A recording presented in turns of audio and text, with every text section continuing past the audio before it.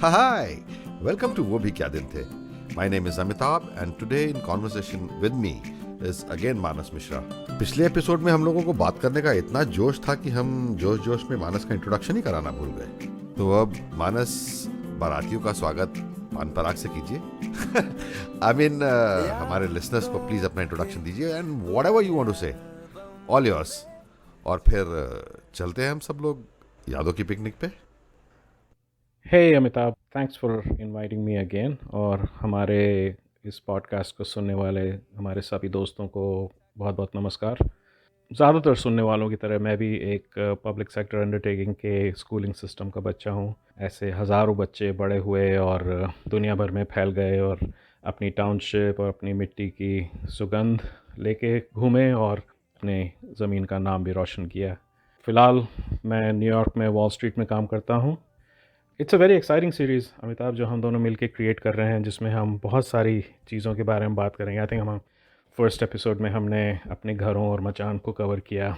In the coming episodes हम लोग club, अपने स्कूल्स, अपने घरों के आसपास क्या हो रहा था, बहुत सारी ऐसी चीज़ों पे बात करेंगे. सो होपफुली हमारे ऑडियंस हमारे साथ बने रहेंगे. उनके जो हमको फीडबैक मिला after the first episode was very heart warming. मतलब लोगों ने जिस तरह से हमको रिसीव किया और हमको प्यार दिया, it's just wonderful and hopefully it continues. एक मैसेज जो कि इम्पॉर्टेंट है सारे सुनने वालों के लिए Amitabh, is due to the impact of corona virus, ये बहुत ज़रूरी है कि हम सब अपने घरों के अंदर ही रहें और weather that's in the US या इंडिया और कहीं भी, और सेफ़ बने रहें, क्योंकि it's just a tough time for everyone across the world. So please अपना ख्याल रखिए, अपने परिवार वालों का ख्याल रखिए और घर में आराम से बैठ के अमिताभ और मेरे एपिसोड्स को सुनिए. मैं तो हमेशा यही सोचता हूँ कि हम लोग दुनिया में कहीं भी रहें, कितनी दूर रहें, दो लाइनें हमेशा मैं याद रखता हूँ. दिल में लगी रहती है यारों की महफिल, मैं अकेला ज़रूर हूँ पर तन्हा नहीं. So let's get on with it Amitabh, over to you. वो दिन भी क्या दिन थे. हम लोगों ने लास्ट कहाँ पे छोड़ा मानस उस चीज को? हम लोगों ने छोड़ा था मचान पे घूम रहे थे. मचान पे घूम रहे थे. पर घंटी तो बजा. अच्छा ठीक है. Alright. तो आज का पहला सवाल अमिताभ, पिछले एपिसोड में हम लोग कुछ टच कर रहे थे तेरे घर के बारे में. You are really describing a lot of things. So कुछ और बता अपने घर के बारे में, लेआउट के बारे में, आसपास और क्या हो रहा था. लेआउट में मैंने बता ही दिया था कि टाइप 2 घर थे. इंटरेस्टिंगली उसको 2.5 स्टोरी बोलते थे. I don't know why it was called 2.5 story. So technically because ground floor and then first floor. और फर्स्ट फ्लोर में क्योंकि वो आधा था तो डेढ़ बोल सकते हैं उसको. डेढ़ correct. So and we didn't had any high rises. We just had ground floor and the first floor everywhere. Whatever it was. That's right. So वो था. In fact, Manas, you were previously living on a type 4 quarter and then you shifted to type 5. Can you just take us through those quarters? नहीं, I think like we said last time as well, Amitabh, घरों का एक तो बच्चे जब होते तो आपको सारे घर बहुत बड़े लगते हैं, तो घरों की साइज काफी इम्प्रेसिव थे. कमरे आई थिंक टाइप 4 में वी हैड 2 बेडरूम्स और बाकी फिर एक dining room, drawing room, whatever. तो आगे पीछे काफी जगह थी, which was pretty standard regardless of type आप इसमें रह रहे हो. I think type 4 was a little bigger क्योंकि उसमें 2 लेवल पे था, ऊपर नीचे. तो उसमें थोड़ा ज्यादा कमरे थे और थोड़ा आगे पीछे ज्यादा खुला हुआ था. And you had the facility कि आपके पीछे एक फैमिली रह सकती थी जो घर के काम वगैरह में आपकी मदद कर सकती थी. So in that sense it was. हाँ, तो उस घर की यादें मुझे ज्यादा इसमें है कि जैसे गराज होता था जो कि घर के अंदर ही होता था. मतलब घर के अंदर, मतलब बाउंड्री के अंदर होता था. yes, I know. है ना? तो उसका दरवाजा जो था वो मेरा क्रिकेट का स्टंप था फॉर द लॉन्गेस्ट टाइम. तो पर जब मैं उन घरों की याद करता हूँ ना Amitabh, I think more of उसमें हमने कितने लोगों को होस्ट किया. क्योंकि होता क्या था कि आज तो शायद कम हो गया हो अमिताभ, लेकिन जब हम बच्चे थे तो छुट्टियों में ट्रैवल का मतलब होता था किसी रिश्तेदार के घर में जाके घुस जाओ. तो अगर आपके नथिंग बेटर देन हरिद्वार.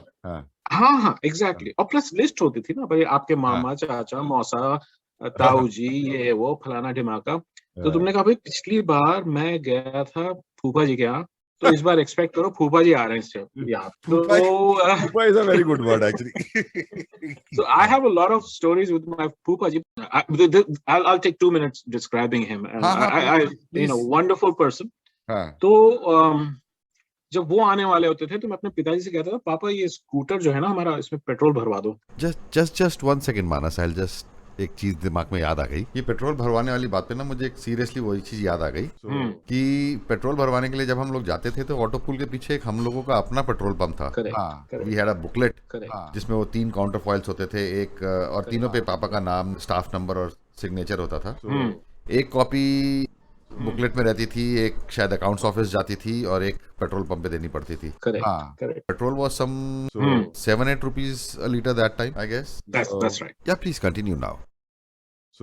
तो फूफा जी का मैं हनुमान था। So he would come and he would say, Babbu बैठो स्कूटर पे। Okay. पेट्रोल तो भरा हुआ है ना? मैंने कहा हाँ फूफा जी पेट्रोल भरा हुआ है। Yes. मैंने आज तक अमिताभ उनसे कभी नहीं पूछा कि हम जा कहाँ रहे हैं। मेरा काम था बस लपक के पीछे बैठ जाओ स्कूटर पे और उसके बाद फूफा के साथ निकल लो, कहीं भी निकल लो। और उनकी फेवरेट इलाके थे वो लोअर मार्केट और वो नहर के आसपास। तो वहां पे मेरा काम था फूफा जी के साथ बिना पूछे कि हम क्यों, कहाँ, किस लिए जा रहे हैं, घूमते रहना। और फिर उनका ये था कि बड़े दिलदार किस्म के आदमी थे, तो अच्छे से खिलाए पिलाएंगे तुम्हें, जलेबी हलवा पूड़ी ये सब ठूस देंगे तुम्हारे अंदर।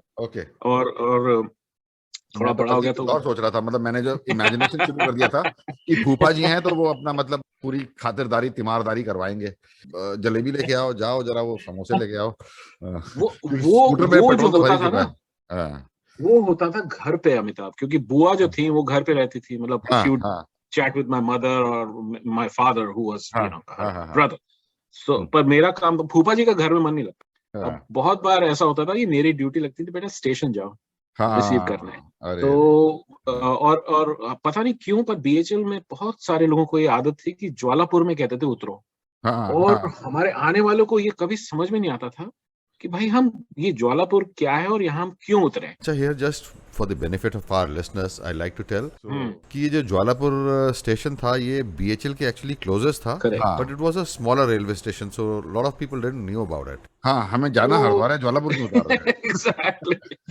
So ऐसा बहुत बार हुआ अमिताभ, जब मैं गाड़ी लेके खड़ा हुआ हूँ ज्वालापुर पे और वो पहुंच गए हरिद्वार, और फिर मैं हरिद्वार जा रहा हूँ, वो कहीं और पहुंच गए, क्योंकि किसी के पास फोन था नहीं, this was pre mobile phone days. तो मतलब कॉमिकल चेस चलती रहती थी बहुत सारे लोगों के साथ।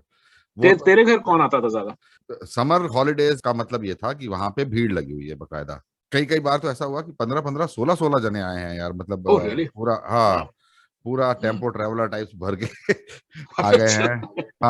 But the good thing was कि जैसे मैं बता रहा हूँ कि वो घर जागीर से बड़े नहीं थे, तासीर से भी बड़े थे, मतलब उन घरों ने सबको अकोमोडेट किया है बकायदा, जितना भी आ जाए। कभी ऐसा नहीं होता था कि कुछ मैक्स ये होता था कि अपने किसी पड़ोसी को आपने रिक्वेस्ट कर दिया कि भाई एक बेड आपके यहाँ पे मिल जाए।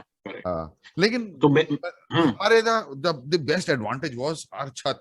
वो जो छत मैंने बताया जो थी हमारे यहाँ पे, वो that was equivalent to one house. तो उस छत पे अपना पहले पानी डाला गया, फिर गद्दे बिछाए गए, सूख जाता था, फिर फैन लगाया गया, और चाहे जितने जने आ गए सब अकोमोडेट हो गए आराम से, सब लेट जाता था। और अमिताभ कुमार का काम होता था गद्दे बिछाना, गद्दे उठाना, वो चट्टे लगाना गद्दों का। मच्छरों का क्या करते थे भाई? क्योंकि मच्छरदानियां उस टाइम पे वही होता था। मच्छरदानी वाज दी ओनली ऑप्शन, या फिर वो बाद में गुड नाइट वगैरह भी आ गया, बट वो good night was in the open air was not too much effective, तो मच्छरदानी वाज दी ओनली। और पंखा रहता था बस, और तो कुछ table fan, right? Table fan. और सबसे ज्यादा दुखदाई चीज मुझे उसके अंदर वो लगती थी, हरिद्वार बीइंग पिलग्रिमेज, कोई ना कोई आया रहता था, और हर बार की मेरी ड्यूटी ये लगा दी जाती थी कि जाओ भैया इनको सारे आश्रम और हरिद्वार घुमा के ले जाओ, भारत माता मंदिर भी दिखाओ। Boring thing. I used to repent it, मतलब badly, but मतलब there was no respite, वो करना ही पड़ता था मुझे।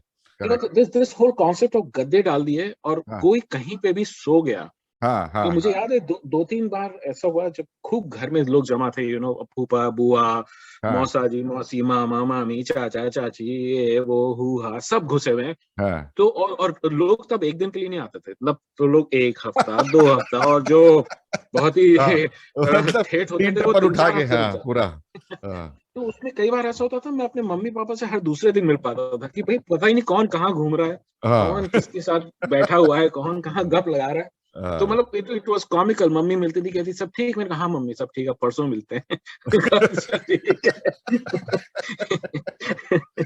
And बिल्कुल। Manas, now here about the water connection. You remember what beautiful water connection we had? Correct. भाई यहाँ पे ना अपने लिसनर्स को मैं एक बात जरूर बोलना चाहूंगा, हम्म और इनफैक्ट बोस्ट करना चाहूंगा हम्म कि इतना खूबसूरत, इतना साफ, इतना प्रेशर से दुनिया में जाने कहाँ कहाँ घूम लिया हूँ, लेकिन आज तक इतना अच्छा शार I haven't had anywhere. Correct हाँ, correct. You agree Manas? That's right. बिल्कुल। अरे अरे मतलब हाँ जो हमारे विजिटर्स आते थे, और Amitabh this is still in the 80s, हाँ या हाँ उससे पहले या उसके बाद, हाँ मतलब जो बड़े शहरों से आ रहे हैं, दिल्ली, लखनऊ, कानपुर, बनारस, ये वो इधर हाँ उधर हाँ से, हाँ उस वक्त भी उन शहरों में प्रेशर से नल में पानी आना खत्म हो गया था।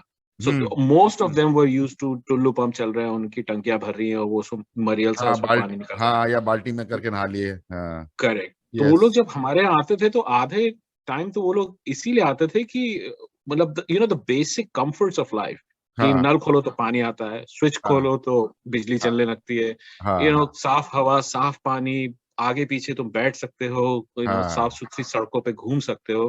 हाँ। मेरी मम्मी कई बार ये कहती थी कि कई लोग हमारे यहाँ इसलिए सेहत बनाने आते हैं, 1-2 हफ्ते रहते हैं, 2-4 किलो मोटे होके फिर वापस जाते हैं, और क्या बात उनकी है। बात अब मैं समझ पाता हूँ कि मतलब एंड जस्ट ये this is not wrong, I guess she was so right.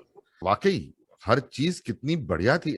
You mentioned roads used to be so clean back then. Correct. In fact, we used to see people sweeping the streets and all. Up, it used to be very neat and clean. मतलब बिल्कुल pick and span. And you अरे remember that वो गोल चक्कर वाली road जो sector 5 से लेकर वो हाँ हाँ स्टेडियम के आगे से होती हुई फायर गेट तक जाती थी। It was correct. such a beautiful road यार. Even today, totally it is totally. such a beautiful road. And I'm उस sure उसके बहुत सारे लोगों को याद आ जाएगी वो।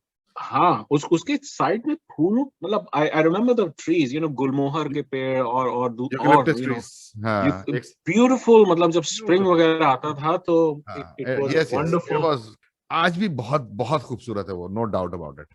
या मतलब तो और उसकी वो फोटो बहुत डालना, सुकून आता है। जब जब ये एपिसोड शेयर करेगा, आई I'll think definitely try. People I'll definitely will try. Love it. करेंगे। अभी तो थोड़ा लॉकडाउन वाली स्थिति है। एक प्रोमो में मैंने उसका ड्राइव डाली हुई है, बट उसमें वो ड्राइव में क्योंकि सनलाइट से रिफ्लेक्शन वगैरह आ रहा था तो उतना अच्छा नहीं आया था। तो I try and take some good pictures next बिल्कुल। Time and I put right. It. चल तो फिर आज की पिकनिक का दी एंड करते हैं मानस। सो घंटी बजाते हैं। करेक्ट हाँ, करेक्ट। तो दीजिए आज के लिए मुझे और मानस को इजाजत। मिलते हैं अगली पिकनिक पे। बाय द वे, एक बड़ा अच्छा आइडिया किसी ने फ्लोट किया है, I'd like to share with you all। अगर आप लोग भी इंटरेस्टेड है ना इस पिकनिक पे आने के लिए, तो मुझे अपना वॉइस मैसेज अपनी खट्टी मीठी यादों के साथ दिलों से लबों तक @gmail.com पे या यहाँ कमेंट करके बताइएगा। I give you the WhatsApp number, आप उस पर भी मुझे भेज सकते हैं। मैं कोशिश करूँगा कि वो सब रिस्पॉन्सेस को कंपाइल करके एक रोचक और बोनस एपिसोड बनाया जाए। व्हाट से? सो तैयार हैं आप लोग भी पिकनिक पे शामिल होने के लिए? तो मिलते हैं। चाओ फॉर नाउ।